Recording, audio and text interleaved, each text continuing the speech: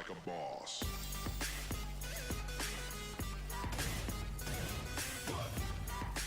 Madden NFL 16, rated everyone.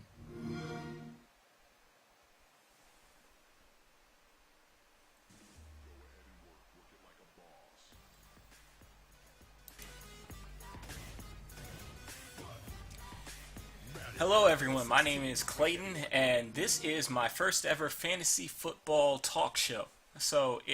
I just want to talk about what it is that I want to do with this, and why I think it's kind of cool.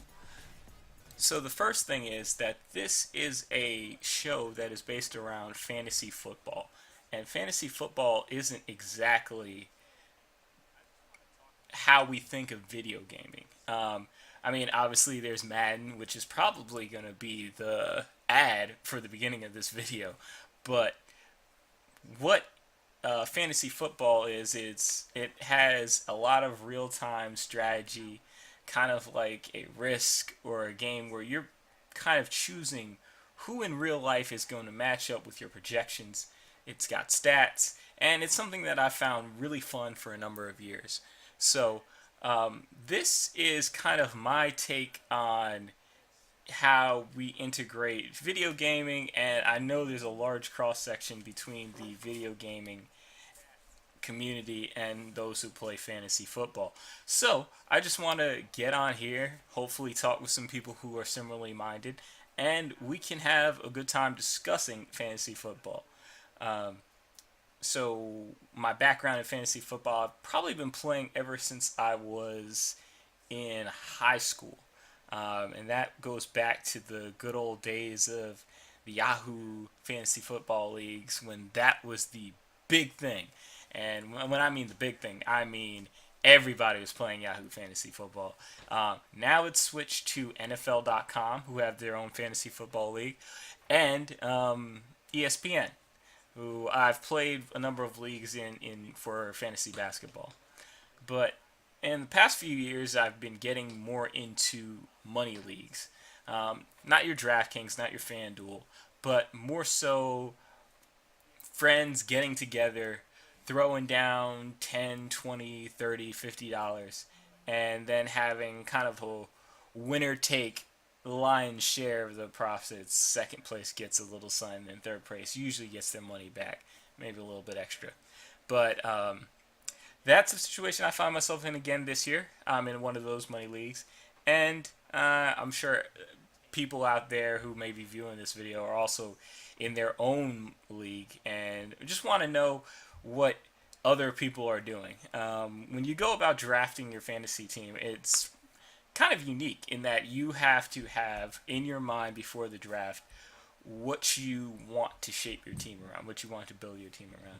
And unlike most other most other leagues that have a set group of players or people that are continuously in the league year after year, my league does not determine draft order. So it's all randomized via whatever application we use that year.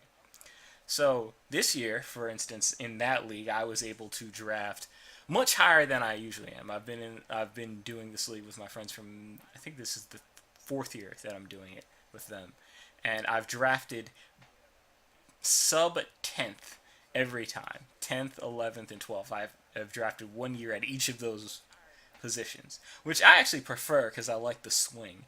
But this year I was blessed with the third overall pick. So it's a very different position for me to be drafting that early.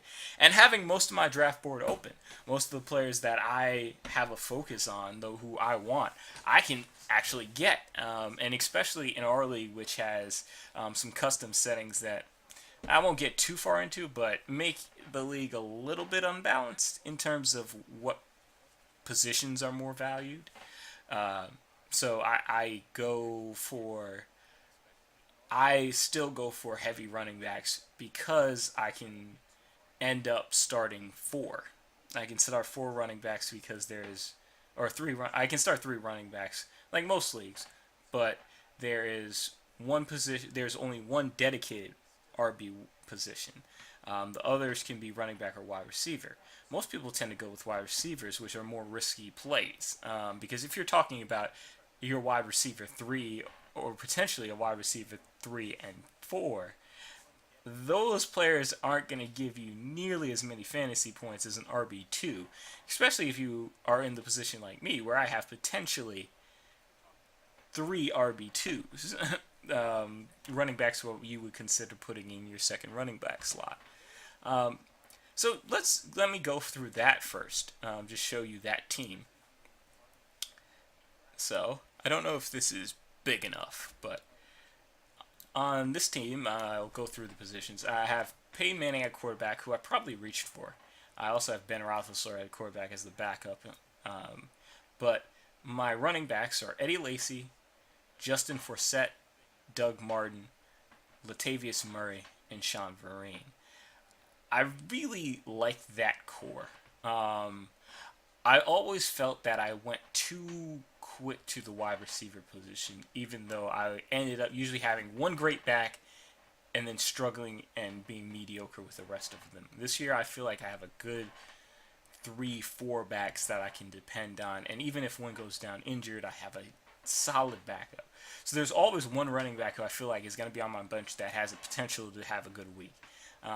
Like for instance, in this start of this season, Latavius Murray starts on my bench only because I feel like Doug Martin with a rookie quarterback will get far more carries, especially after his really, really good preseason. So it's kind of deciding where you want your team focus to be. Obviously, my team focus was heavy on the running back, so my wide receiver position is a little weak. But at the same time, I feel like I got a lot of value. I got a Marcus Wheaton, who's a WR2 in my mind. Steve Johnson, who has the potential to be very, very good in San Diego with Phillip Rivers. He's never had a quarterback of this caliber, and he's still relatively young. And he's comes a few years away from being a top-flight wide receiver in Buffalo. So they obviously start my season off on the bench. I have Funchess, a rookie, who probably will get his first start and probably be the main target of Cam Newton. And Brandon Marshall, who, if there's one constant on my fantasy teams, going all the way back to middle school, the constant used to be my tight end was Tony Gonzalez. But since he retired, the new constant has been I always draft Brandon Marshall. It has a little bit to do that I like Brandon Marshall's personality, but it's also that Brandon Marshall, for some reason, can always get the ball. He'll be on the worst teams with the worst quarterbacks, and he'll still find a way to get the ball. The old adage is just throw the ball to Brandon Marshall, and that's basically what I've been preaching. My fiance knows all about that. If I say Brandon Marshall, that's what she'll say back to me, because just throw the ball to Brandon Marshall.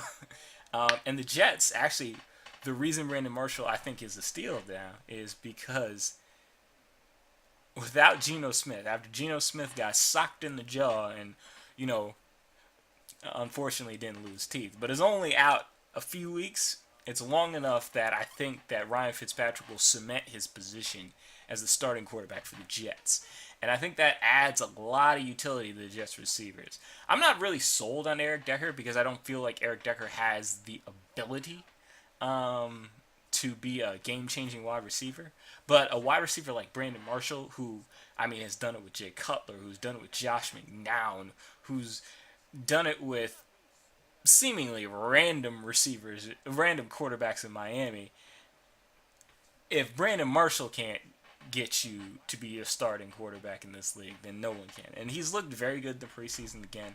And I use the preseason not to judge by scoring. I look at the preseason to see how that player has come into camp shape-wise. Like, for instance, Doug Martin was somebody who, a lot of fantasy experts now are saying Doug Martin's, worthy of a pickup.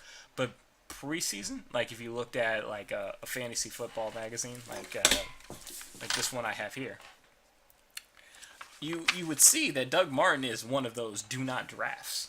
He's a do not draft player to most of everyone else. And if you saw him this preseason, you can clearly tell that he is a player who can really be somebody good this season. And I think that with a rookie quarterback, that adds to the situation, because You don't want your rookie quarterback dropping back a lot, especially with a line that isn't really, really good. They're much improved, which does help the run game because he's been running behind slipshod lines forever. The line has improved because they got a better quarterback, but now because they got a better quarterback, that quarterback's also still a rookie, so they're gonna hand the ball off. And I like the dynamic that Tampa Bay has. They also play in the NFC South, which is a notoriously weak defensive division. Maybe aside from the Panthers, it's just a not a strong defensive division, and they have 6 games against those teams, and that's helpful.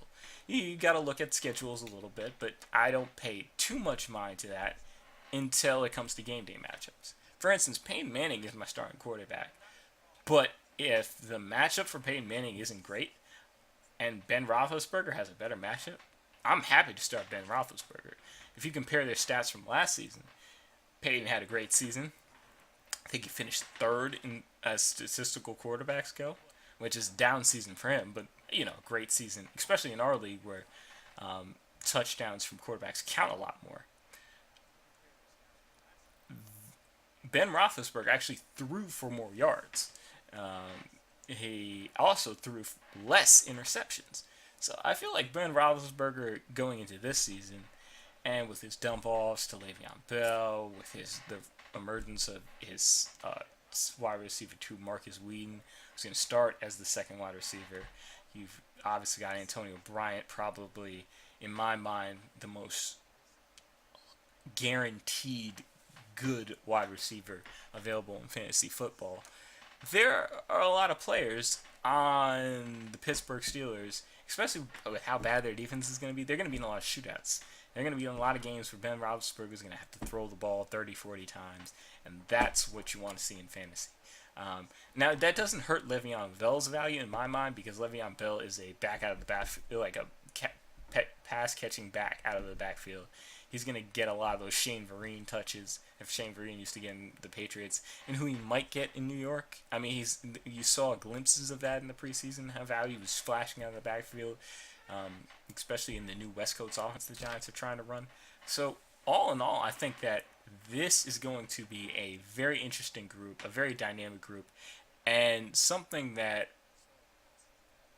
it's going to make for an interesting season. And I want to see, the best part about fantasy football is you got to wait and see how the season plays out.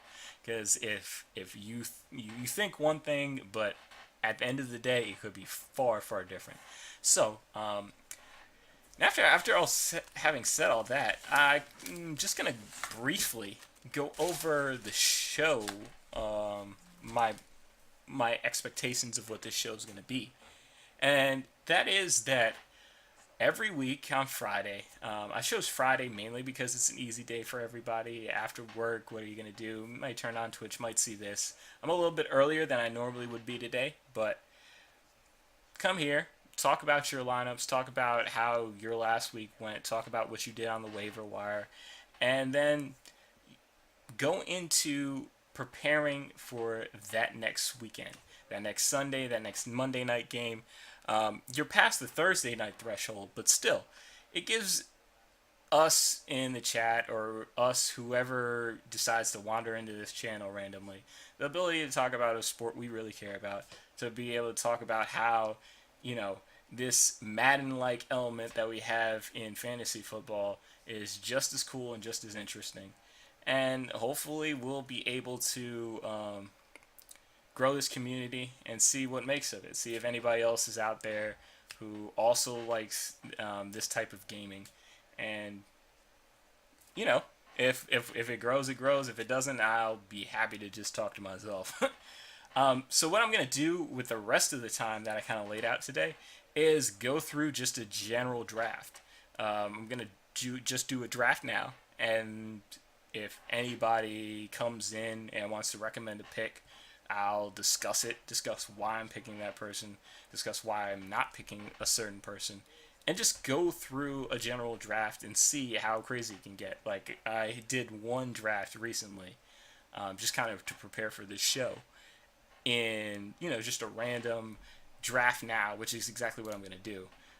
And it seems weird, but draft now is the most odd thing because you'll get people who really know what they're doing and then people who don't at all.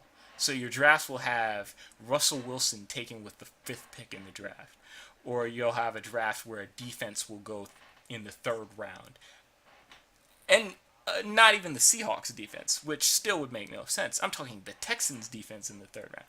It just happens because draft now means that we see people who at that moment want to pick an NFL team, and it really, really could go anyway. So it's kind of fun to watch. Like, let me try to see. I think it was this team. Go to league draft recap. So when we look at the results of this draft, it's kind of interesting because obviously Andrew Luck is the first pick, which again, in and of itself is kind of weird. You usually don't go quarterback first round, even though Andrew Luck's probably going to be a good quarterback this year. But as you see, pick 2, Marshawn Lynch, maybe not the running back most would pick, but still a running back, really high caliber running back, really good running back. But look at pick 3, Matt Ryan. Look at pick 6, Russell Wilson. And it goes on and on. The rest of the round was pretty reasonable. But then you get into the 2nd round, I think Justin Forsett might have been a little bit of reach, Jeremy Hill. I mean, Tom Brady in the 2nd round. This was also the day that Tom Brady was found by the court so his suspension was lifted. So that might have something to do with that pick. But top of the 3rd round, Houston Texans defense. So it's things like that that kind of make you scratch your head. Or how I was able to get Demaryius Thomas when somebody else drafted Alshon Jeffrey, 4 picks ahead of me.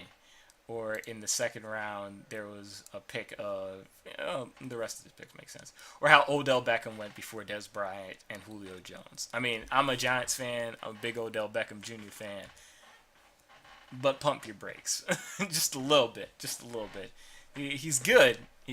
But, I mean, Dez is the only option in Dallas. And Julio Jones, I mean, Roddy White's still there, but Julio Jones is essentially the only option in Atlanta. You got Antonio Brown, who is the main, like I said a little bit ago, is, in my mind, the most sure thing as a fantasy wide receiver, just because of the amount of targets he gets every given week.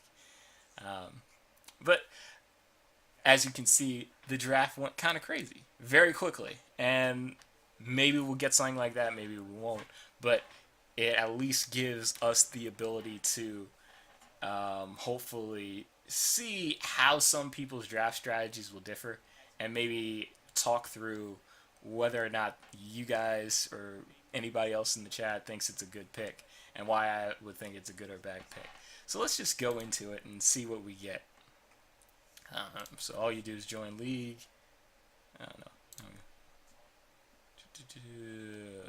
How'd I do this before?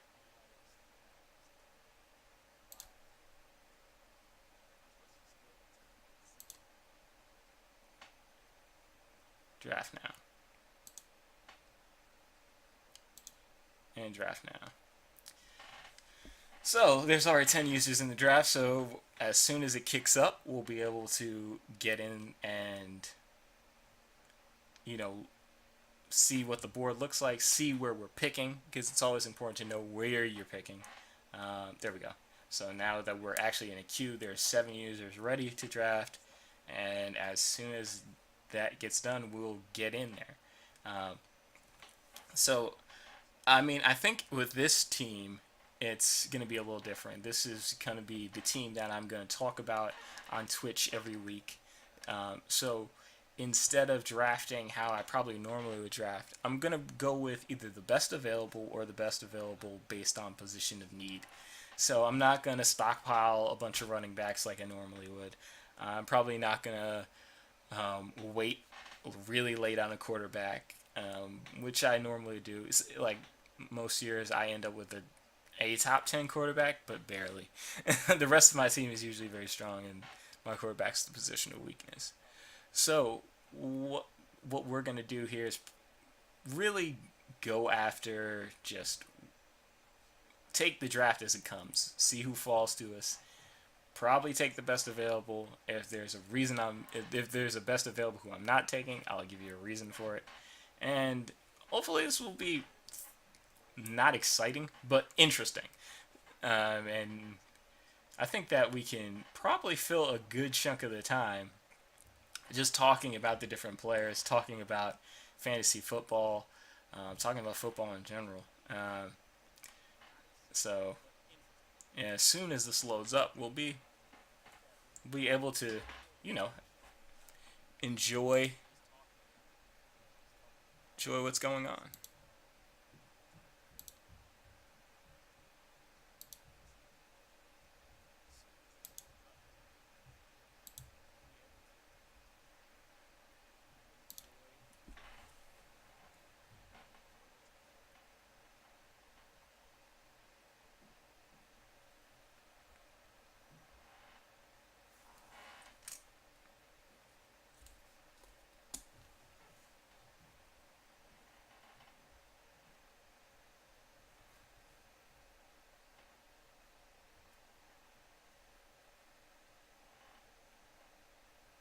Yeah, one of the really interesting things about um, one of the really interesting things that I find about doing the live draft, the kind of draft that's ad hoc, is that when you get like 10 people who have varying levels of fantasy football experience, you get some really interesting and really odd kind of dynamics in a league. Because if you have a league where not everybody knows each other, you'll have trade that might be proposed that makes no sense to you but will go through. Or you'll have a league where you might have somebody who really knows what they're doing but ends up losing the person who hasn't paid attention to the league since day one. And those are the kind of things that get people who care about fantasy football really agitated. It's never good to get beat by somebody who you know for sure is not active. I'll see people who haven't played in weeks, some people who haven't played in months, and they'll beat you because it's fantasy football. Any given week, anything can happen. You just have to prep and prepare for it as best you can.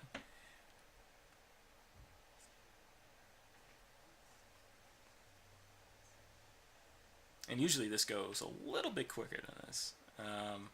Like I said, I tried this out just to test the time that I would be waiting, the time, just so that I would have an idea of the length. And in my test, this went maybe 3 minutes until I found a league. And it was at a bad time of the day. It was at like 2 o'clock. Especially because all the preseason is done now. So you don't have a situation where I did last week when I drafted for my money league. You have where you don't know what could happen in the last preseason game. And this was before the third preseason game where everybody plays probably their most amount of time. Like you'll have first stringers play into the second quarter, maybe even into the third. And that's where you'll have like these injuries. This has been a relatively tame preseason for injuries, but you have like a Jordan Nelson who goes down with an ACL tear. Or a situation like you have, the Jet situation is unique. Geno Smith getting punched in the jaw, you can't really blame that on football. You just got to blame that on the Jets being the Jets. But either way, you have these situations where you lose a player. Like Jordan Nelson is a player that would be on your fantasy team. Or Calvin Benjamin, the wide receiver for the Carolina Panthers. He's a player that would be on your fantasy team. But, lo and behold, they're injured, and you might have drafted them, and now they're worthless. So, now, finally the league is ready to draft. We go into this draft, and I'm going to make it big. Welcome to prime time. The season begins tonight, so let's kick it off. The 2015 NFL Draft is officially open. All right, and as you can see here, I'm in the position that I'm most used to. Picking dead last in the round. A lot of people don't like it, but I really do, because it means I get two decent players back to back. I'd rather have a lot of time in between picks and then being able to select two players rather than having the top pick and knowing that the next time I get picked, most of the people who I would have been debating between, I would be debating between, most of the people I'd be debating between are gone already. So it's really good to have a later round pick, because then you can kind of swing it. You can be like, I need a running back and a wide receiver here. And you can take a running back and a wide receiver. Or I need a quarterback, or I need this. So, and especially when you're dealing with a draft where people might reach for things, people might reach for a player they really like because they don't have they know it's going to be a while between picks for them. Like, for instance, I pick 10 and 11, and then I pick my next pick after 11 is pick number, I want to say 30. Yep. Yeah. So I pick 10 and 11, and then I pick 30 and 31. So I kind of know who's going to be off the board. I know Le'Veon Bell, I know Adrian Peterson, I know Eddie Lacy, Jamal Charles, Marshawn Lynch are probably all going to be gone. Somebody's going to take Aaron Rodgers. Somebody's probably going to take Antonio Brown. Somebody might take Rob Gronkowski, or I might take Rob Gronkowski. But that's the thing. At that point in the draft, I know kind of who's going to be there. I know who's going to not be there. And I know who's not going to be there on my next time around. So I can kind of decide, like, right now, what do I want? So if I want to go running back, my only option is probably going to be Marshawn Lynch. Marshawn Lynch is probably the only running back that's going to be there. Maybe Matt Forte. Those are probably going to be the only two. Jeremy Hill will be there, I'm almost sure. But he's not a running back I want to take. Which, is kind of interesting. I would rather take LaShawn McCoy, but he's injured right now, which means he might fall. He probably won't fall to 30, but he might fall. And if we just look at our running back pool, you have Le'Veon Bell, who's a top flight running back talent-wise, to LaShawn McCoy, who's also a top flight running back talent-wise. And then you get, after DeMarco Murray, I feel like there's a drop-off in skill. And you have like a Mark Ingram, a Lamar Miller, a Justin Forsett. Good backs, lead backs, RB1s on their team, but not somebody who I would say, that's the only running back I need in fantasy football. So, right now, I think that when determining what you want to go for, there are 1, 2, 3, 4, 5, 6, 7, 8, 9, 10 backs that are, in my mind, put your team on your backs, i.e., a back that you can be comfortable with for the length of the fantasy season. A player like Jamal Charles is somebody you might want to handcuff. Somebody with an injury history like Eddie Lacy, who has a solid backup. But those are backs that aren't going to lose their starting job for any reason. They're not going to be benched if they fumble a couple times. They're not going to be benched if, like Le'Veon Bell is going to come back week 3 and be the starter because he's that good. But the number of those kind of players are rare. And I think that that's something you have to pay attention to when you're drafting. For instance, in this draft, the number 1 drafter is AFK. So he drafts Le'Veon Bell, which is a good pick, but it's just, like I said, the randomness of this drafting process, which of draft now, is kind of interesting. But now you have people like Unlimited, Winslow Coach might draft Jamarcus Winston. I don't know.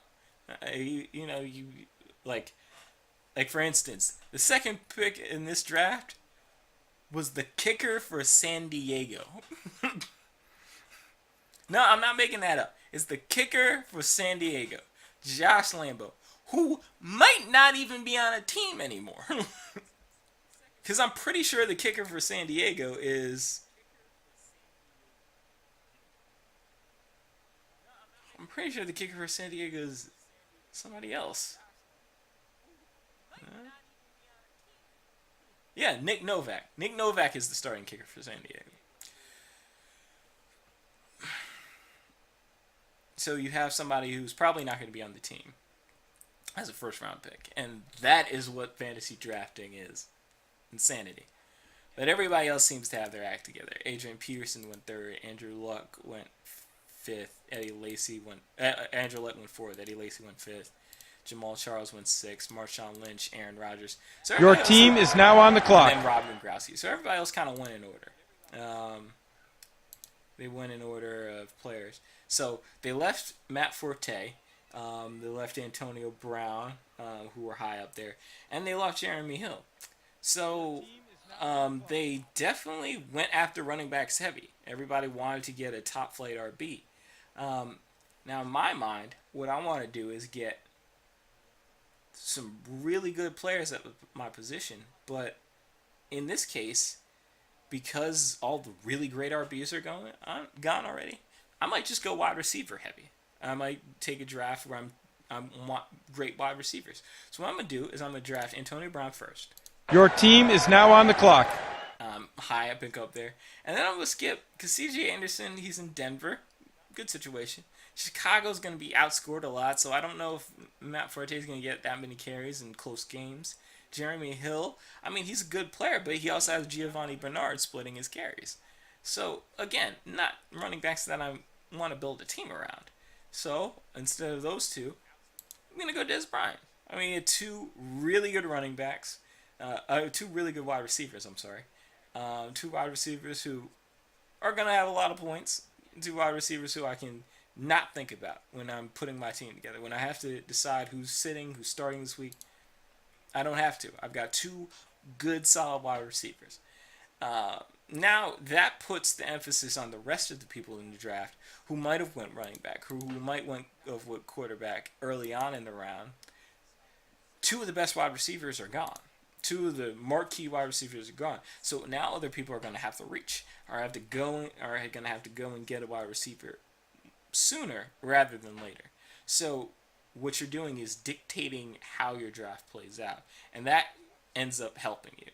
Like this next person went with DeMarco Murray because he sees that there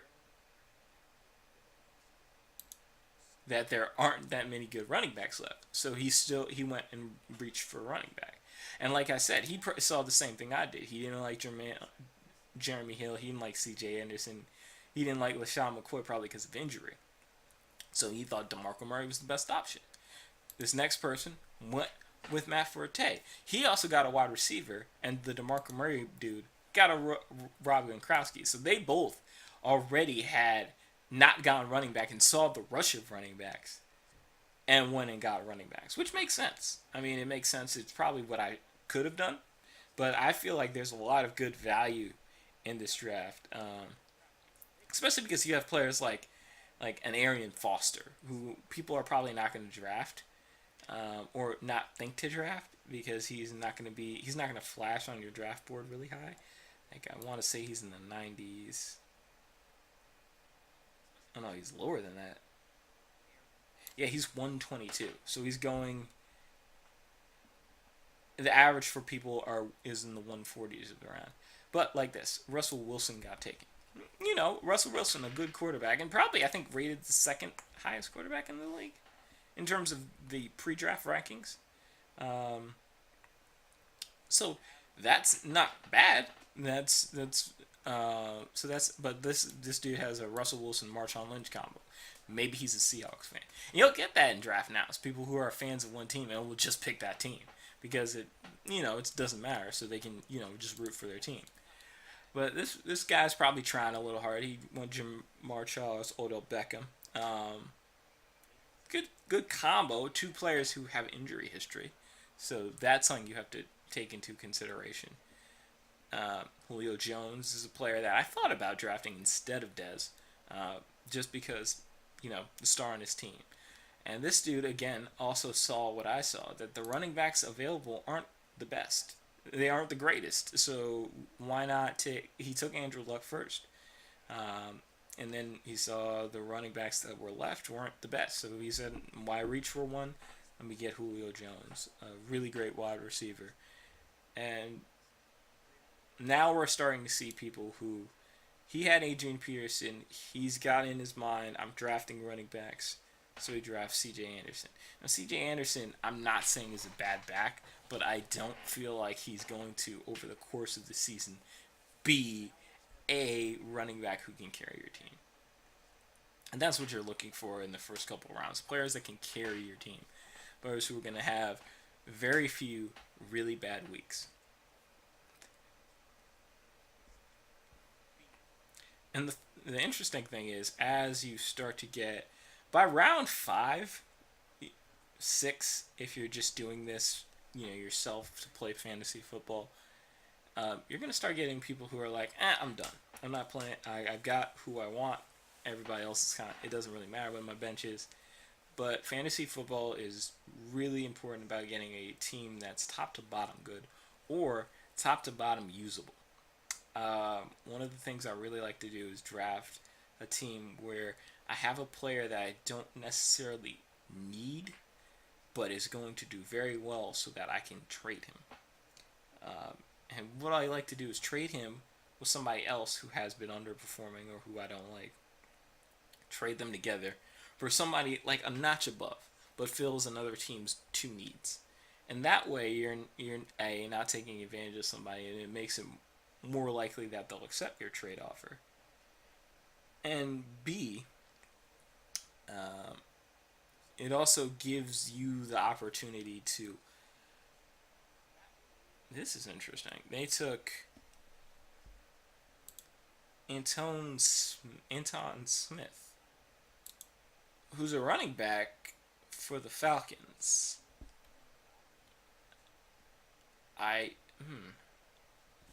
That's really interesting.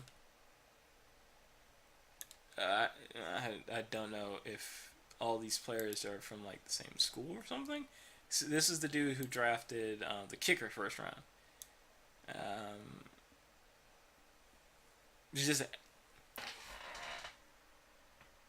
I don't know how he's picking. But then we got a Demaryius Thomas. And this is what I was saying.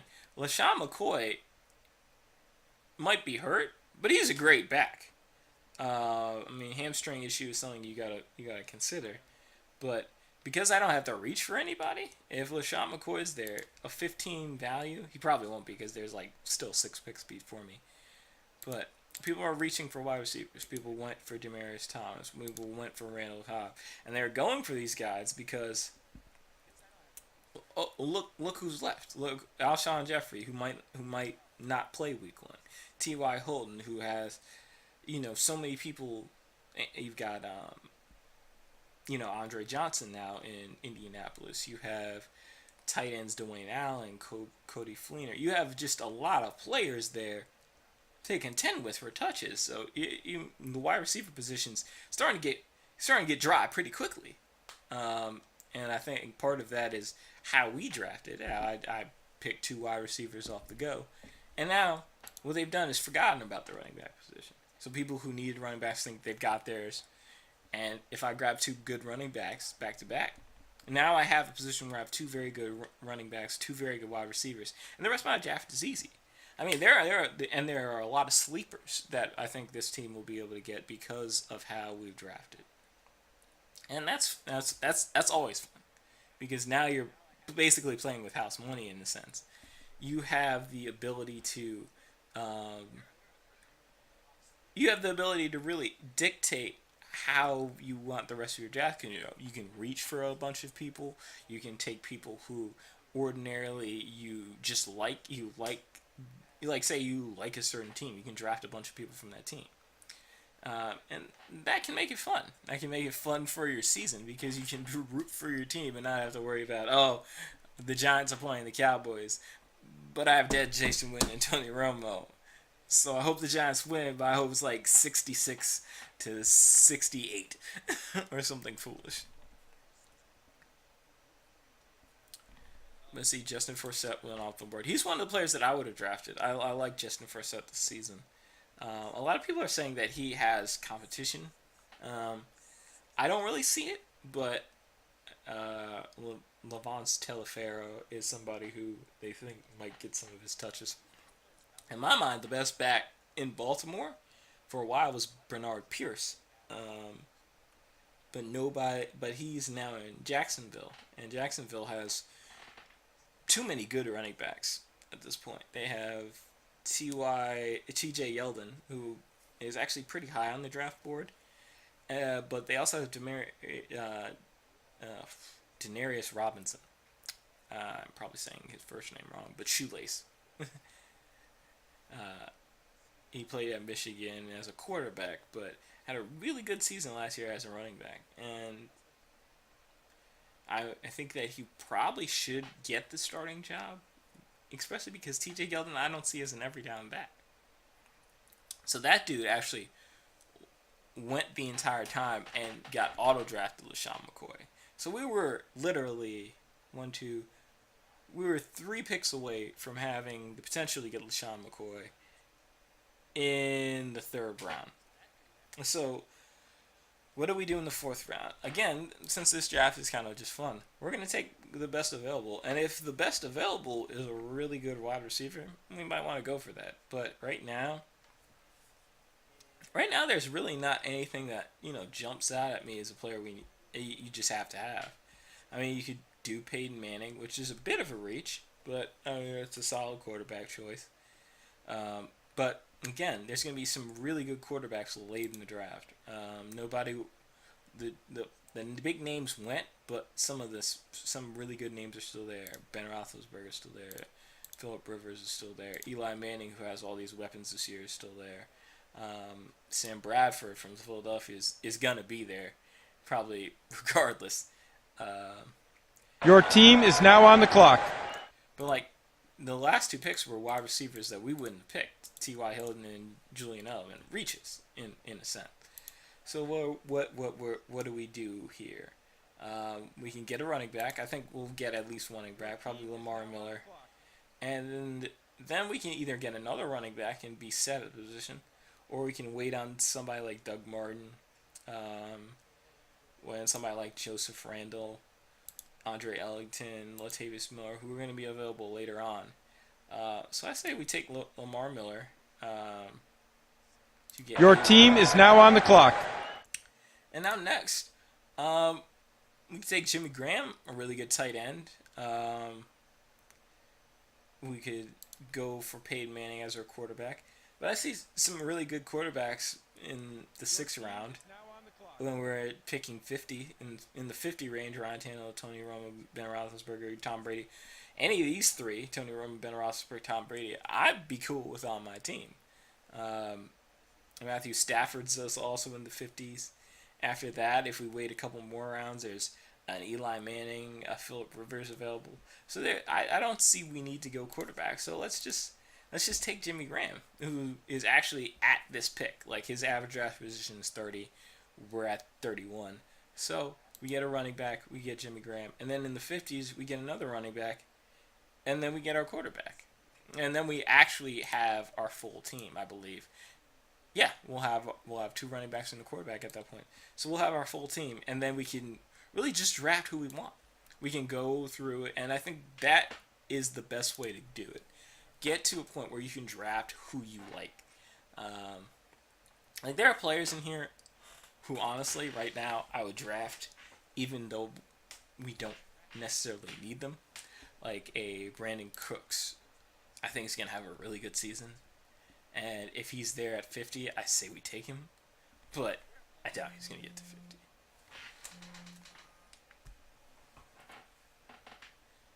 I doubt he's going to get to 50. So there are a lot of nuances. And as you can see, it's already round 4, and some people are going to auto picks.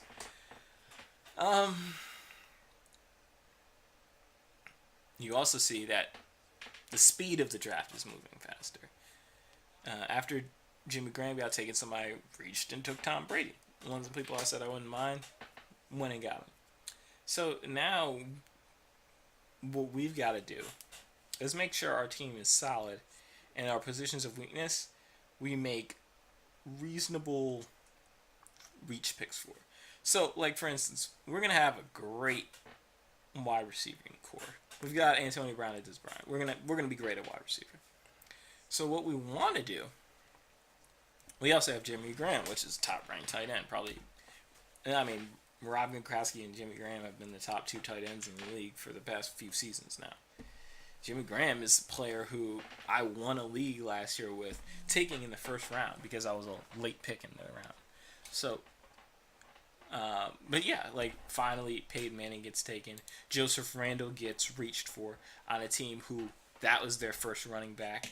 So, people are going to be in the position that we are. Like, he took Julio Jones and Randall Cobb. He basically did what we did, except he had a higher draft, so he also got Andrew Luck. So he didn't get as good of a receiving combination. And he also waited too late for a running back, so he didn't get as good of a running back as we did. Just Randall's is in what is truly being called a committee situation.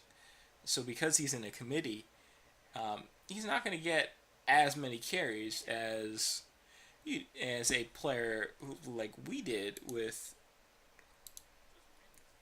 Lamar Miller, who is the only who's the only running back who's going to be considered a starter. He's the lead back. He's locked in. Like, as you can see, locked in as the nice lead back. Nice preseason running receiver. And the thing is, with his offensive line banged up, most likely he's going to get more passes out of the backfield, but that's perfectly fine. Actually, it's better because if you're going through, if you have a lot of carries and you're back with a history of injury, you're probably going to get more beat up if you're just getting handed a bunch of carries. So I think what we're going to do is just wait on quarterbacks. There's no reason to reach for a Tom Brady. Now that Tom Brady and Peyton Manning are gone, I mean, Matt Ryan's a really good quarterback, but it's not something we need. We can probably, honestly, wait. We can take a risk on a Colin Kaepernick. We can take a risk on a Sam Bradford. Heck, there's some quarterbacks who, like Tyrod Taylor, who's currently barely being picked at all, but is a player who last year actually had negative fantasy points for the season. Oh, what's up, Fred? Yeah, what's up, Fred? Have a good day for the rest of you. I'll catch you in your stream later. But back to Tyrod Taylor. He's a quarterback who normally no one would take, but I like. He runs. I have an affinity for black quarterbacks. I used to love the Minnesota Vikings when Randall Cunningham was the quarterback. And that's the kind of thing that I want to see happen. So, all in all, I think that quarterbacks, wide receivers, it's all about having a team that you can get invested in. Because if you're invested in your fantasy team, you're not going to give up on it. And oddly enough, it's time put into fantasy football. It's like with anything else. The more time you put into something, the more likely you are to be successful at it.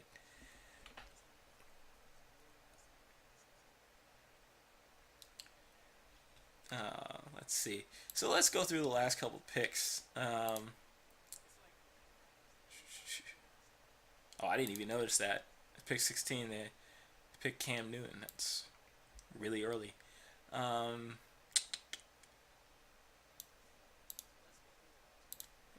Graham. All right, here's where we were. After Tom Brady, there was a Mark Ingram pick, which makes sense. Running backs are going off the board. AJ Green got picked, which in my mind is a good pick. I like AJ Green as a wide receiver here, even though he's out of Georgia. I went to law school in Georgia, have misgivings about the state in general. Greg Olsen is a pick. Again, it's not from the dude who has, I think, a really balanced team. So he saw that some of the tight ends were going, and he wanted a really good tight end, and he thinks Garrett Olson is going to be good. So you got him. And he also doesn't have a quarterback, so he's kind of doing what we did. Ben Roethlisberger got picked, which kind of changes what we want to do. He's one of the quarterbacks we were targeting, so people are starting to reach for quarterbacks. People are also starting to reach for tight ends, though. So, I mean, if you're dictating the draft, which we're kind of doing in a lot of ways because we're making people pick certain ways, it's definitely helping us make our team stronger. But we had a Carlos Hyde pick, which is running back. But we're going to go running back anyway, so that's not too bad. And Carlos Hyde is a running back that I consider amazingly strong.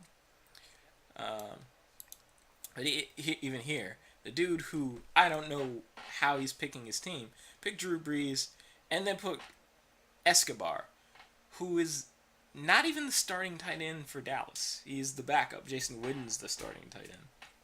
And has been for seemingly forever. So it's kind of interesting that you would create a team like this, but obviously this dude either doesn't know fantasy football and is drafting based on players he likes, or doesn't care and is trying to throw off the draft. You'll have trolls and everything. This is Twitch, y'all know. Trolls exist. But the other dude, got Frank Gore as his third back. Frank Gore I like. Frank Gore is getting older though. He's up there probably in age, and when you got a running back who's that seasoned, it's kind of hard to really suggest him. So what I think we should do here probably is go to get two good backs. I mean, right now we have a good back in Lamar Miller, but he's tends to be injury prone. But we need at least one more running back, and then I would say go for a really good quarterback. I have a few misgivings about Matt Stafford, so I wouldn't necessarily draft him. I think Tony Romo is going to be a good quarterback, mainly because his running game's not going to be what it was last year. He's not going to be able to give the ball to DeMarco Murray 1,000 times. Eli Manning, I think, will be good because he's going to throw a lot. Your team is now on the clock. And they also, Brandon Cooks got picked right while we were talking about our next pick. And he was somebody who I really liked. So now at the wide receiver position, there's nobody immediately who jumps out.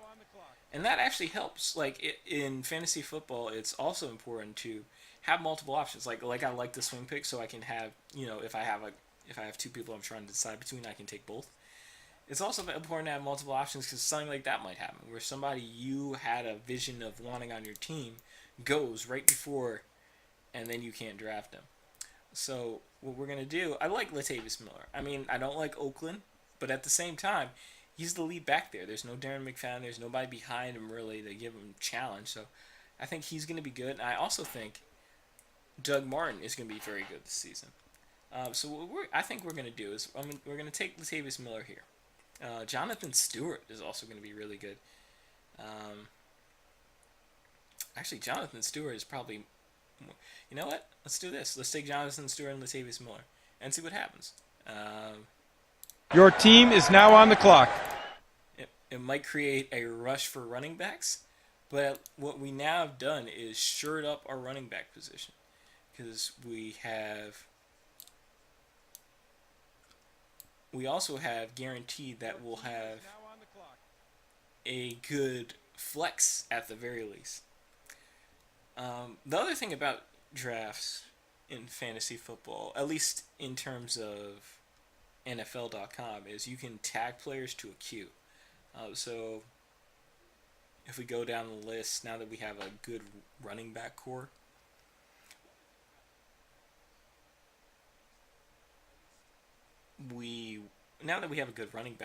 I think that we can start focusing on trying to find the quarterback that we want.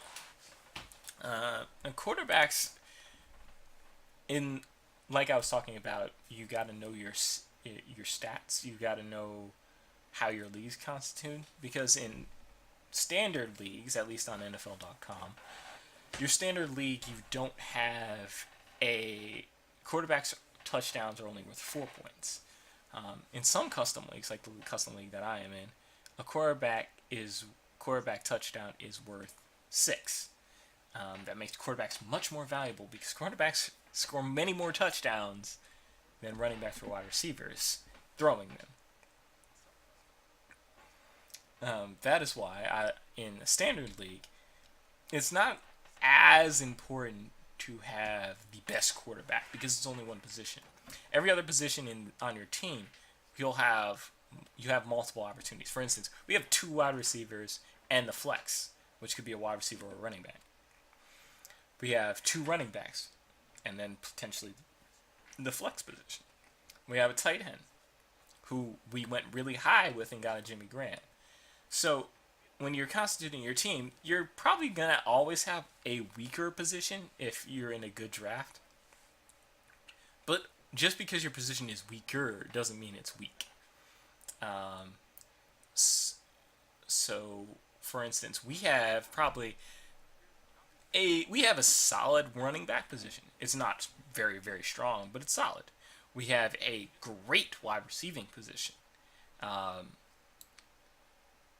So what we look now for is to see if we can get good quarterbacks. And right now, I mean, we've got a good 13 picks before we go again. But honestly, on the board, from what we see, we can probably get a Phillip Rivers. We can probably get an Eli Manning. And if they're both not there, we can wait and take a risk on the Sam Bradford. And that's the fun thing about fantasy football is that there's always going to be the opportunity to take a risk on somebody who could really, really pan out. For instance, last year, I drafted Odell Beckham Jr., knowing he wasn't going to play early in the season. I ended up dropping him like week 2, and then picking him up like week 4 or 5. And then he came back and had the best statistical season of any rookie in NFL history.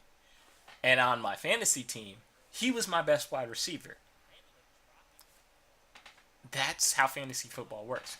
There's going to be a player that you don't really you don't know about, or you might know about but you don't know how good he'll do this season. And that could be the star of your team.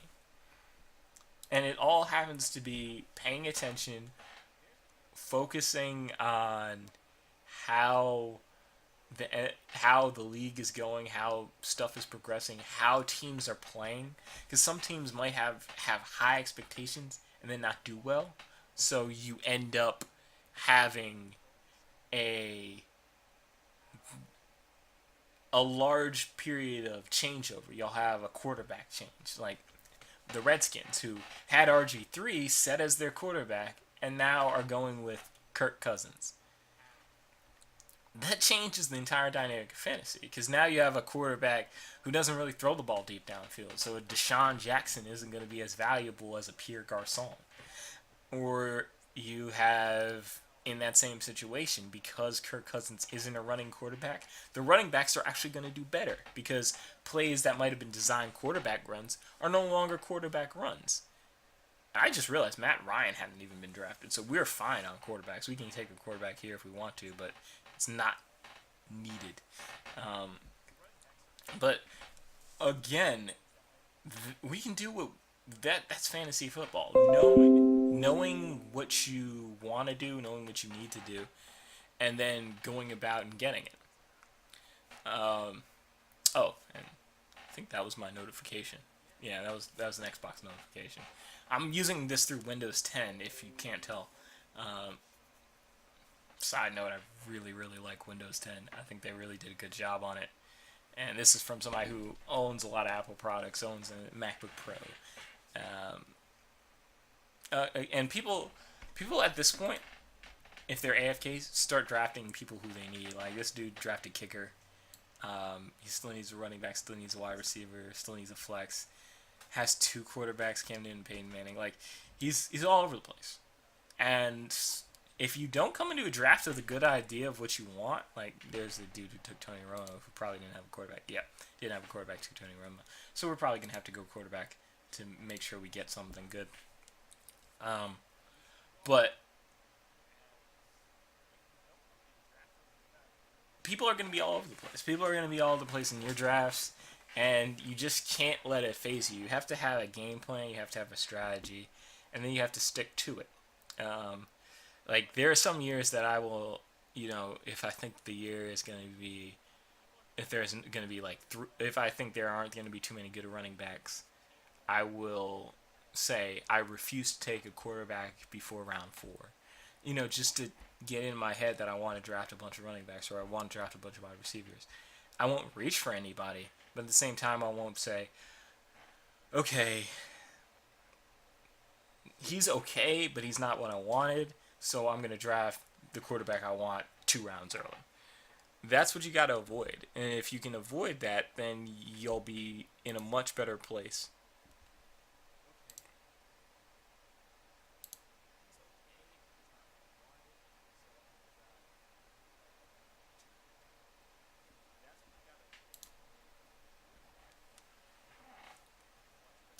So after Tony Romo, we have an Andre Johnson, player we talked about a little bit before. And that leaves only 2 picks before we go again. And that means that even if Matt Stafford and Phillip Rivers go back to back, boom, boom, we still have the chance to get Eli Manning. So we're in a good place quarterback-wise. What we could do is pick 2 quarterbacks. And then Your team is now on the clock. I'm not thinking about quarterbacks anymore. But I think that because we're able to get Phillip Rivers. Your team is now on the clock. We are in a position where we can really think about what we want to do here. We have Phillip Rivers, we have Lamar Miller, we have some good running backs. We have a backup running back who's decent. So let's look at who's available, who hasn't been drafted, who by this point should be. And you can see that by average draft position. Andre Ellington is a player. He's a very good running back, but he's had injury history. So that's probably why people aren't going for him. You have players like Keenan Allen, who's the number 1 wide receiver on his team, but again, is a player who underperformed last year. Rashad Jennings, who is in a committee situation in New York. Todd Gurley, who is going to start, is still rehabbing an ACL. Alfred Blue, who they don't know how long he's going to start because you have Arian Foster waiting in the wings. So when we look through this list of players, there aren't really anybody who jumps out at us that we need to get. So I'm actually thinking that we grab another quarterback. We take either Matthew Stafford or an Eli Manning, and this is just a personal pick because now we can look at which quarterback has a better matchup and use that quarterback. And because I'm a Giants fan, I'm taking Eli Manning. As you can see by my team or my tag, this is like the NFL tag. I'm manning up like Eli. R-I-P-B-I. Lil Wayne lyric for anybody who could recognize that. But so that's our quarterback situation. We are set at QB, and the cool thing is those quarterbacks have different bye weeks, so we don't ever have to worry about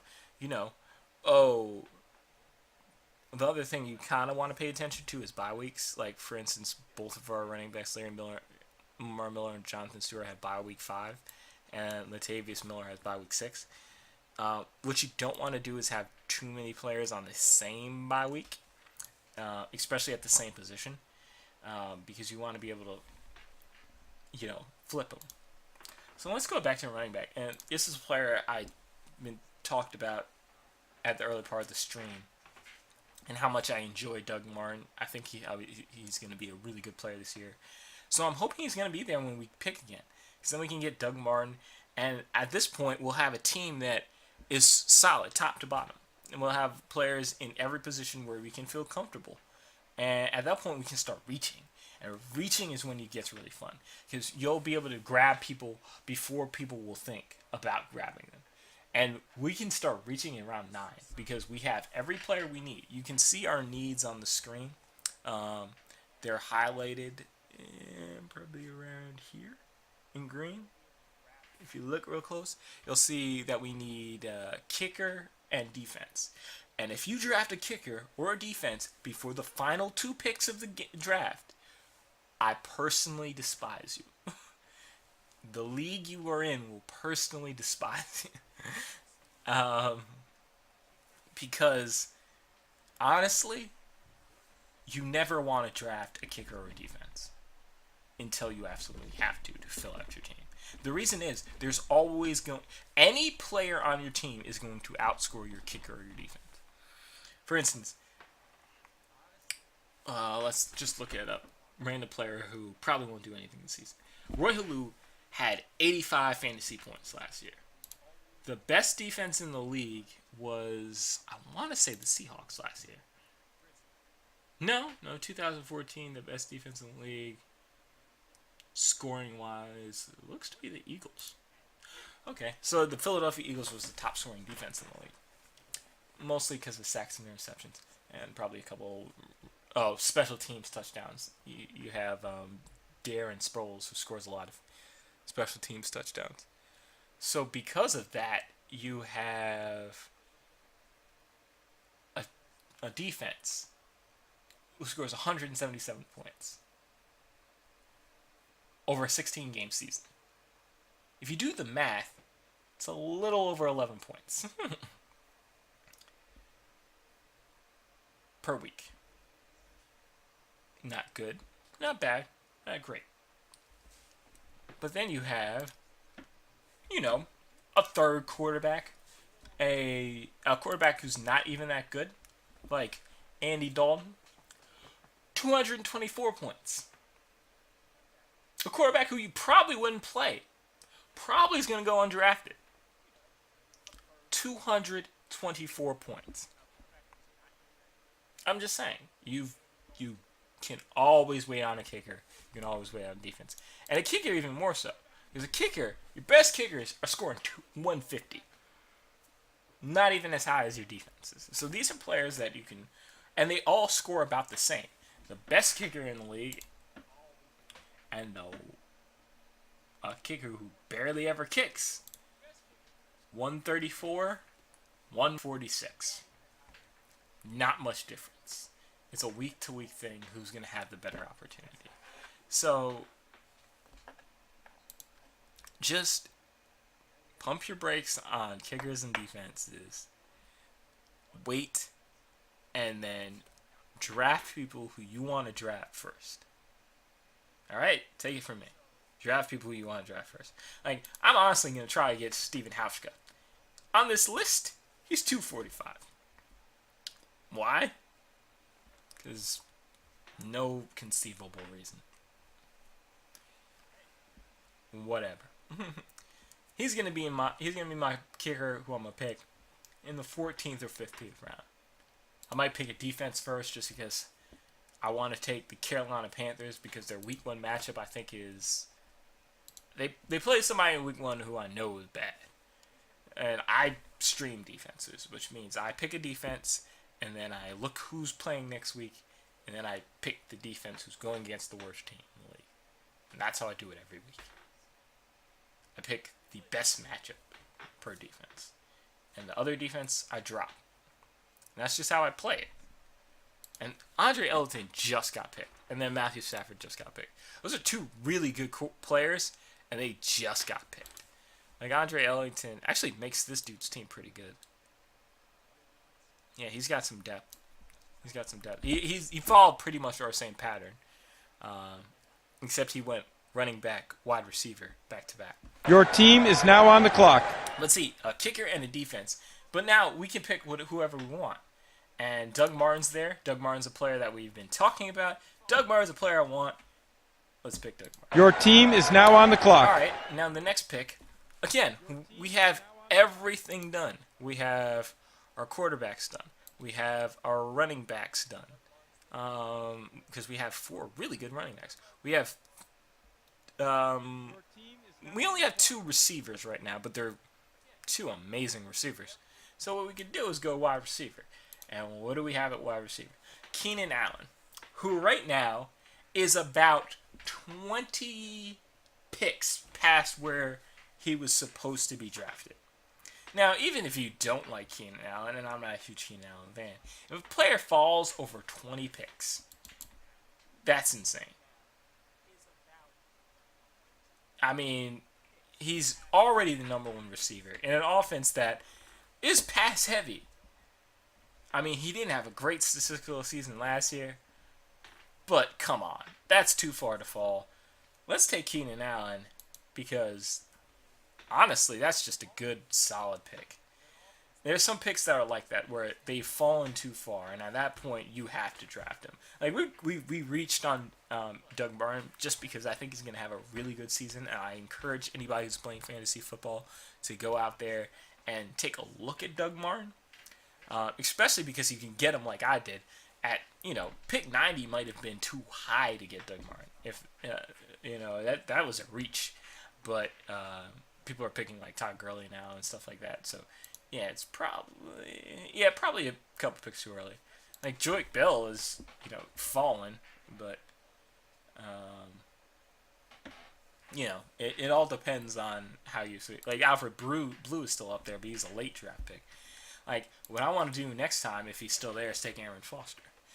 Why? Because Arian Foster is potentially, when healthy, the best running back in the league. Potentially. That's up for debate, obviously. But when healthy, he's a really good running back. He's not healthy right now. And he won't be healthy for many weeks. We don't know whether he'll start week 4, which some people in the NFL are saying, or week 10, which some other doctors in the NFL are saying. So when you have kind of that much absurdity, nobody's drafting him. But if we do as well as we think we can do with this team and get them late into the season, then guess what? Week 14, week 15, when we're contending for a fantasy title, maybe, potentially, we'll have Aaron Foster as a third, fourth running back option. That's pretty good. That's pretty legitimate. Can't complain about that. So let's say Aaron Foster's going to be there, which probably will be. That still leaves us another pick. Now we're in round 12 by this point. What do we do with the 12th round? Now, if we look at our team, and we're still paying attention to what other people are drafting. Torrey Smith, Giovanni Bernard, Golden Tate, Jason Wynn. People are now filling out their individual rosters. Alfred Blue. A lot of people are going AFK because they don't think the draft matters anymore. Chris Ivey, so things are going faster. Heath Miller, but always look at how the draft is supposed to go. What is the average draft position based on? Many other people like Joique Bell is really high.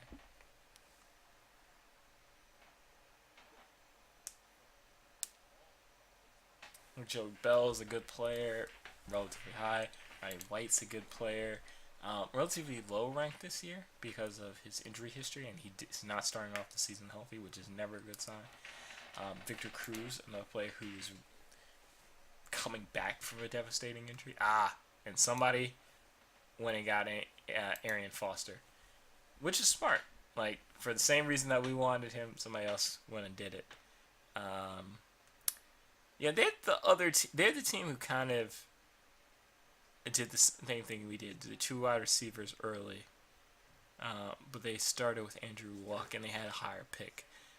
So they have a worse running back team, a worse tight end. Their flex isn't that great, but I mean they don't have a backup running back to their weakness. So even if they had a team where Arian Foster was the starter, I still feel like our team could probably take them in a head-to-head matchup. But I mean, again, smart pick.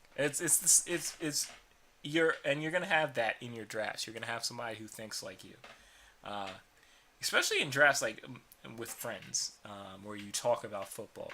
People might know your habits and might subconsciously draft against you, because they'll be like, here, I know Clayton's picking a couple picks behind me. What do I want to do? Who do I want to draft? And they might draft somebody that you normally would pick. And I mean that can be good, that can be bad, but I feel like it's important. To go into your draft thinking that you can get the Your best. team is now on the clock. And now we have... Oh, okay. Now it's our pick again. So, like I said, Aaron Foster is somebody I wanted to get there. He's not available. So now what I do?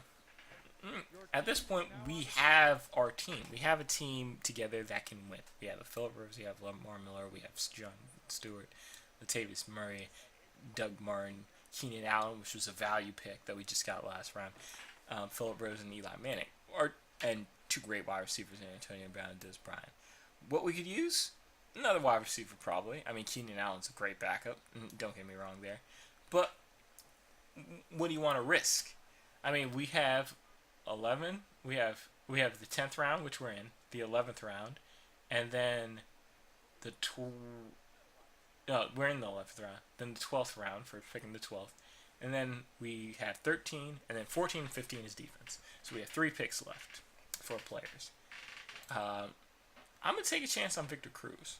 Your team is now on the clock. And the reason I'm taking a chance on Victor Cruz, again, complete bias. I'm a Giants fan. The other reason is Victor Cruz, before he got injured, was a premier slot receiver in the league. Probably the premier slot receiver in the league now that Wes Welker's gone. What you want to do is, at this point in the draft, go for people who have potential. And Victor Cruz has that potential to be very, very good. So now we have really a good balance of everything. I mean, we can look and see what it is tight end. You can get a backup tight end, but you don't really need a backup tight end. I mean, you can one for the bye. I mean, Jimmy Graham's bye is week 9. Julius Thomas might be good if he gets healthy. Wide receivers. I mean, none of these wide receivers jump out. I talked about a little bit already, like Devin Funches, who I have in another league because he's the only receiver there. Got some decent running backs left. Nobody crazy great.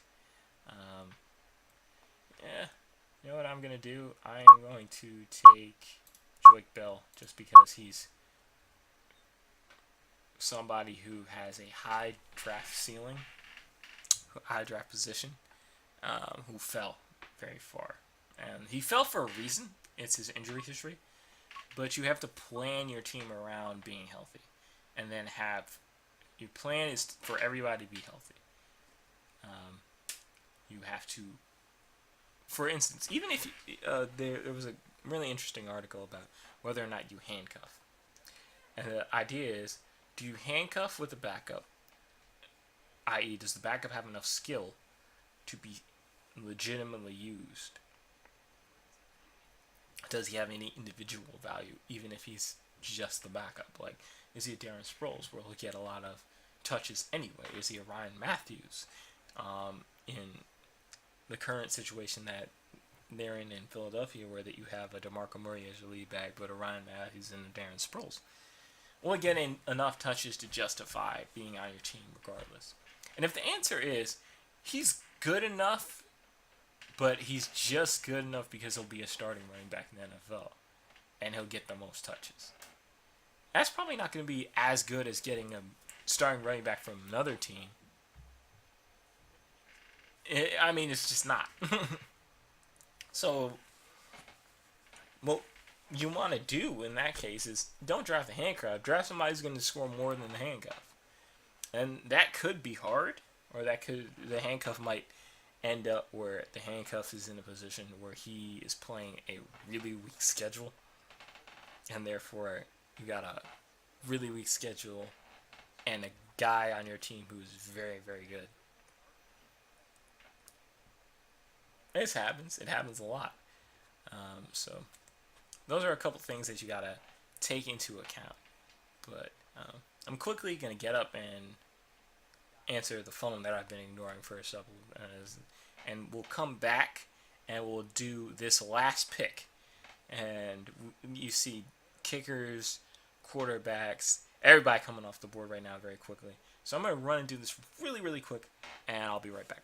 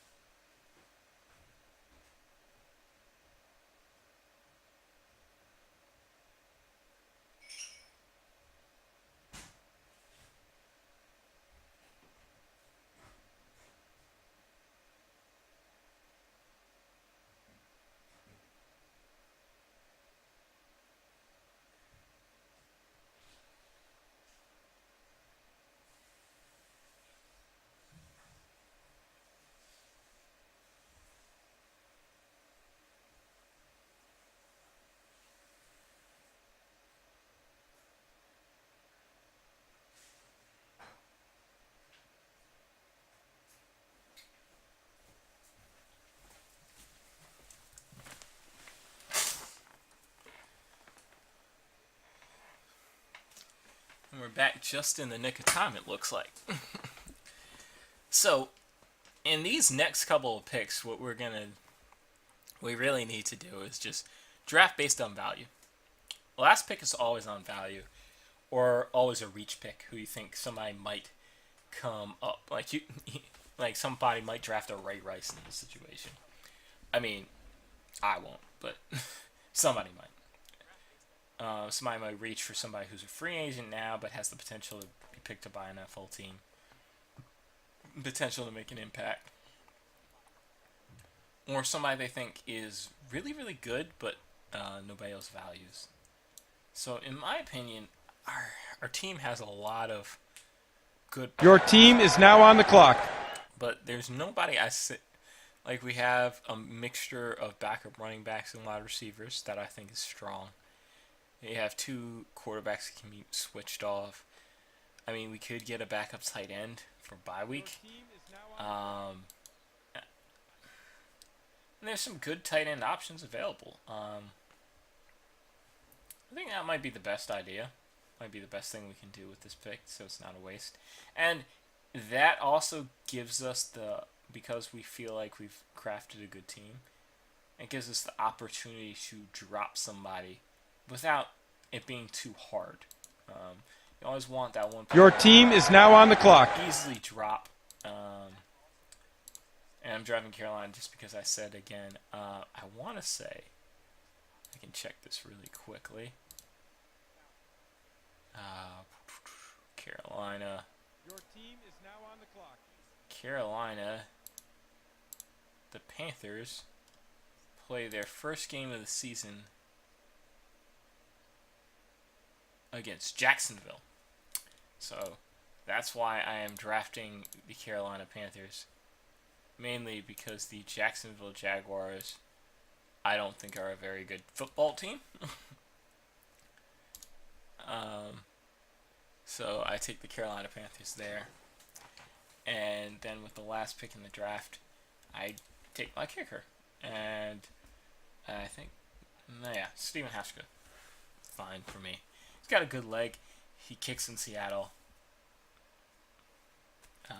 He had one game last year where he missed like 5 field goals.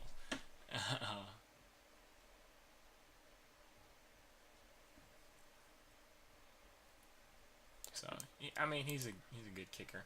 He's a good enough kicker. And they're probably better kickers. But the thing is, I'm going based on last year's point total. He's third. Going based on projected, he's first. You know, he's got a good running back, so there's not too many times where he'll be stopped in the red zone. But they don't have a great receiving core, so if they can't run it in, they, might kick a lot of field goals. The other kicker I picked in another league was Nick Novak, just because I think San Diego is going to have another year of a very good offense and another year of playing against pretty bad defenses. So, again, and like I said, a kicker's not going to break you. There's you might lose a week because of a kicker, but it's not going to change your fantasy season. A loss will, but a single kicker, point-wise, is not going to make or break your team. And especially if your kicker is not doing too well that season, or not doing too well in a couple of games, drop him, pick up somebody else. It's fantasy football. Don't get married to your kicker or defense. Every once in a while, there'll be a defense that really shines, really does well, really scores a lot of points for you, but that's kind of rare. So never get married to a kicker or defense. Just do what you can to have a kind of all-around team. Actually, what I'm going to do is add him to the queue, so he'll be my auto pick. And that way I can just talk to you guys. So, in closing, I guess there's probably not too many interesting picks left. I'll keep my eye on the draft history. People are picking their kickers, finishing up their teams. So, I hope that you guys found this kind of interesting. Usually it's not going to be this long. Usually we're not going to have a show that goes over an hour and a half. because we're not going to be drafting every week. What we're going to do is every week kind of come here on Friday and hopefully talk about what we did that fantasy week. Talk about players that, on the waiver wire that we were able to get, or players that we weren't able to get who we think are going to be good talents. And that is kind of the purpose of this show. It's going to be just kind of this idea of this is true real-time strategy, because we are trying to predict who is going to be able to statistically get us the most points in this situation that is based on real life events. It's the ultimate game. And it is skill based. I don't think there's anybody who will tell you that this isn't. I don't think there's anybody who will tell you that this is completely easy. There's definitely some skill. There's definitely some nuance to this, and I hope that enough people get interested that we can, really talk about this. And maybe, if we keep doing this, keep building this up, maybe a few years down the line, we'll be able to have our own Twitch TV league, and that would be cool. And I just like this element, and I'm gonna be streaming more. This is gonna be a dedicated thing that I'm gonna do on Fridays, because I enjoy it. Because it definitely from about September through December, so 3 solid months, really 4. Football is something that I definitely pay attention to.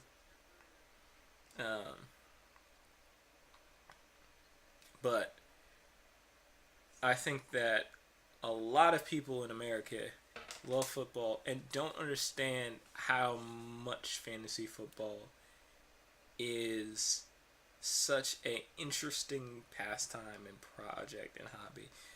Some people frown on it because you're not for one team, you're for a bunch of teams, you're for a bunch of individuals. But I think it's made football players more personable. I think it's made them more relatable. You care about the players on your fantasy team. Sometimes you get to pick your favorite players. Sometimes you don't. And it's just very cool to, share that hobby with a bunch of people. And, as we go through the league this year, I think I'm going to name this team the Twitchers or something, and then put a Twitch TV logo or something on it. But this is kind of a new thing. I'm pretty sure somebody has to have had this idea and done it on Twitch before. But I wanted to try it. I wanted to see if anybody else is interested in it. And hopefully we'll get some growth. But if not, that's cool. Because, I'm never going to look to streaming to be a career. Because it's just fun for me. It's just fun for me to be able to talk, able to share something I'm kind of passionate about. And hopefully a bunch of people are passionate about it too. And going forward, obviously the shows are probably going to start around 5. Your team is now on the clock. The shows are probably going to start around 5:30. Thanks for attending the NFL Draft. Every Friday. Best of luck this season. And then what we'll do is this will probably start about 5:30 every Friday, and we will go for at least a half an hour, probably about 45 minutes. At some point I'll create an Ask FM so we can get fantasy football questions, and I can answer those.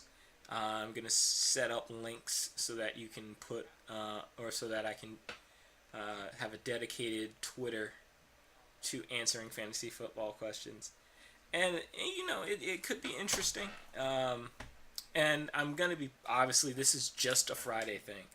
I might add another day to the week depending on like something on, Tuesday to go over how last week went, and then to set waivers. Waivers are the players you can potentially pick up going into the next week of the season. But I'm debating that, but maybe not. But I'm going to be streaming more now that I have the equipment and the setup to do so. I'm probably going to be streaming a lot of Smite, because I'm really into that game right now. Probably some Destiny, because I really like Destiny. I am a completionist in a lot of ways, so Destiny really kind of tugs at me to do everything. Or there's always a gun that you don't have that you want, so you grind and hope it drops and get excited when it does, and then you don't have anything to do. So yeah, that's me and Destiny. And hopefully we actually get some kind of thing. I'll probably end up sometime next week cutting this down in some way and then putting it on YouTube to go over the draft. And I just hope everybody who watches this either on Twitch, in the archives, who watched it live, or watches it in the future on potentially YouTube, enjoys it, and share it. Share it with your friends, share it with whoever you want to, and hopefully we can really get something going. So this has been Conscious Thought, and or otherwise known as Clayton, and I will talk to you guys in the near future. Peace.